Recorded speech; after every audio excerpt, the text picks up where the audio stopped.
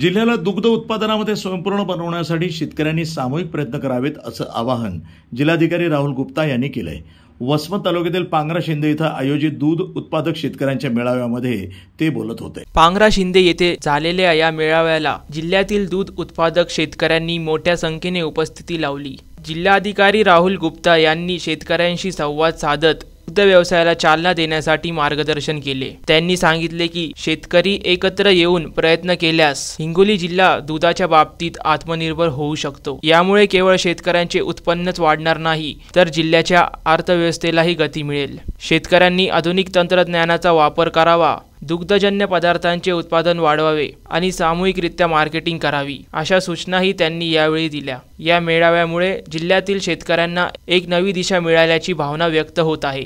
प्रतिनिधी नंदू परदेशी, NTV news Marathi, Vasmat, Hingoli.